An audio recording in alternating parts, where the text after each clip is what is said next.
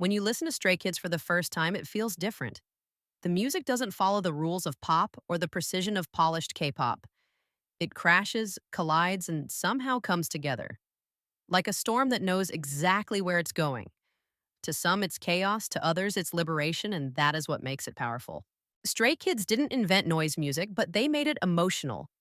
They took distortion, dissonance, and raw energy, things once considered flaws, and turned them into identity. Each song feels like a heartbeat out of rhythm, yet completely alive. It's not about perfection, it's about expression. And in a world built on control, that kind of sound is rebellion. The story starts with three: Racha, Bangchan, Changbin, and Han, the trio behind the group's creative core. Long before the world tours and chart numbers, they were just three kids in a practice room, layering beats on an old laptop, trying to find a sound that felt like them. They weren't chasing approval, they were chasing honesty. The result wasn't clean or conventional, but it was real. And that became the foundation for everything that followed. Their early songs didn't always fit the standard definition of K-pop. They were loud, unpredictable, sometimes even uncomfortable. But beneath the noise was truth, the sound of frustration, ambition, and youth. When they shouted, it wasn't just performance, it was release. That rawness resonated with fans who were tired of the polished perfection that dominated the industry. It felt like Stray Kids weren't just making music, they were breaking through walls. Over time, that sound evolved. Tracks like God's Menu and Maniac showed a balance between chaos and control, between experimentation and rhythm. You could still feel the grit, the edges, the heartbeat of noise, but it was sculpted. Each comeback felt like three Racha, learning how to turn instinct into design. The same elements that once felt wild now carried intention. The crash of a snare, the sudden vocal drop, the distorted bass. None of it was random anymore. It was storytelling through sound. And that's the art of it. Stray Kids music isn't about finding beauty in noise, it's about redefining what beauty even means. In their world, noise isn't the opposite of harmony, it's a different kind of truth. One that admits life is messy, unpredictable, and sometimes loud. It's music that refuses to sit still, that reflects the chaos of reality while giving it rhythm. That's why when you hear a Stray Kids track, you don't just listen, you feel it. What makes Stray Kids sound so distinct isn't just the noise itself, but the precision behind it. Every layer, every sudden pause, every burst of distortion carries intention. Three Racha learned early that chaos only hits hard when it's balanced by silence. Listen closely and you'll notice how their songs breathe.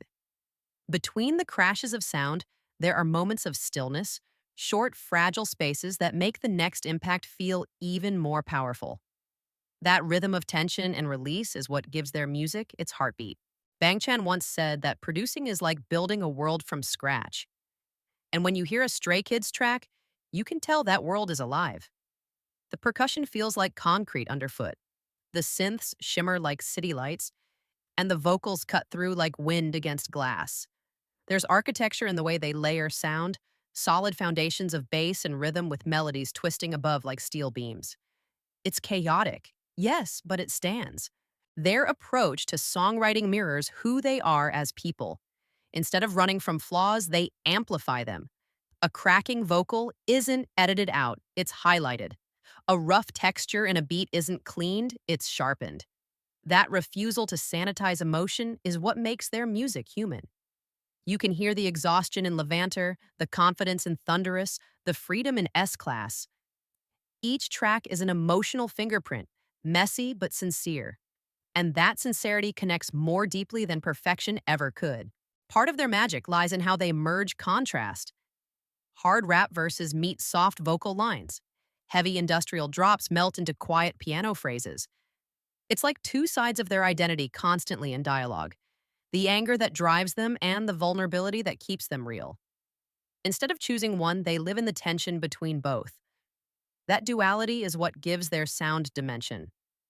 It's why even their loudest moments carry emotion, and their softest moments carry strength. You can see this philosophy in their production process. Three Racha doesn't start with formulas or charts. They start with feelings.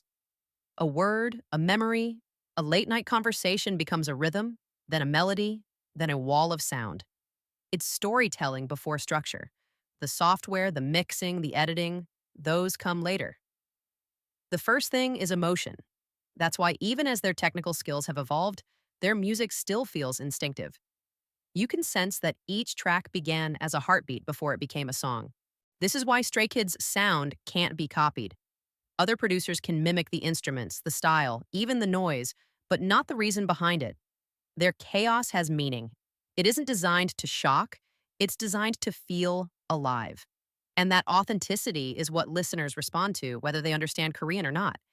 It's sound that speaks the universal language of emotion, confusion, fear, courage, and hope, all colliding in one moment. As Stray Kids' discography expanded, their noise began to evolve into something more than just a sonic signature. It became a philosophy. Each era represented a new phase in learning how to wield chaos.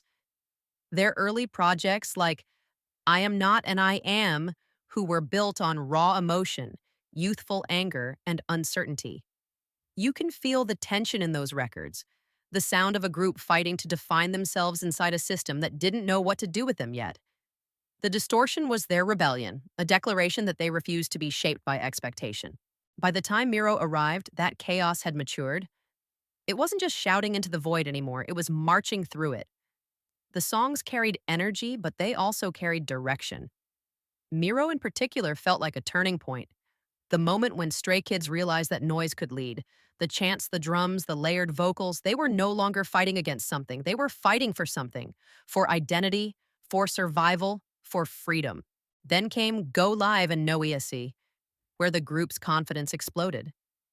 These albums cemented their sound as a weapon of self-definition. God's Menu wasn't just a hit, it was a thesis statement. The heavy bass and clashing samples represented the full acceptance of who they were. It told the world, you don't have to like it, it's ours. That kind of artistic conviction is rare in pop music, and it's why even their harshest critics eventually had to admit the chaos works. Through Ordinary and Five Star, the noise became smarter. The structure tightened, the production deepened, and the themes broadened. They began to play with contrast. Industrial sounds beside classical strings, harsh drops beside tender melodies. What once sounded like defiance now sounded like mastery.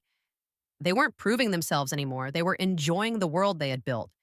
You can hear it in tracks like Maniac, where the beat bends like metal under pressure but never breaks. Every detail feels intentional, confident, unapologetic, alive. What's fascinating is how Stray Kids' evolution mirrors the growth of their listeners. Early fans related to the chaos because they were also trying to find their place. As both the group and the fandom matured, the music reflected that shared journey, less desperate, more deliberate. It's as if Three Racha's production grew up with the people who supported it. The distortion that once sounded like frustration now sounds like strength. The shout that once came from anger now comes from joy. In many ways, this transformation is what defines the art of noise. It's not about how loud the music is, but how much truth it carries. Stray Kids taught their audience that you can find meaning even in the mess, that chaos can become clarity if you learn how to listen.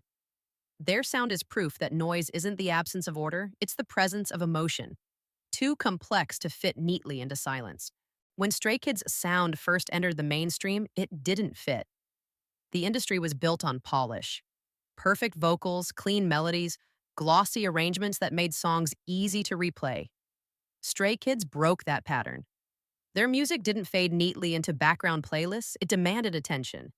It felt raw, human, unpredictable. Everything K-pop wasn't supposed to be. And in doing that, they changed what supposed to be even meant. At first, the term noise music was used as criticism. Commenters and critics dismissed it as loud, messy, or overwhelming. But over time, fans reclaimed that label and turned it into a badge of identity. Noise became something powerful, a reflection of real life with all its confusion and contradiction. The phrase noise music no longer sounded like an insult, it sounded like evolution. It was proof that K-pop could grow beyond its boundaries. What Stray Kids accomplished wasn't just about sound design, it was about attitude. Their music made space for imperfection. It reminded listeners that vulnerability could exist inside distortion and that meaning didn't have to be wrapped in elegance. That shift rippled across the industry. Groups that came after them from fourth to even fifth generation started embracing a similar rawness. You could hear it in the heavier bass lines, the unpredictable structures, the unapologetic performances. It wasn't imitation, it was influence. Stray Kids had opened a new door, and everyone felt it. Even production culture inside major labels began to shift. Self production, once considered risky, started becoming a symbol of credibility.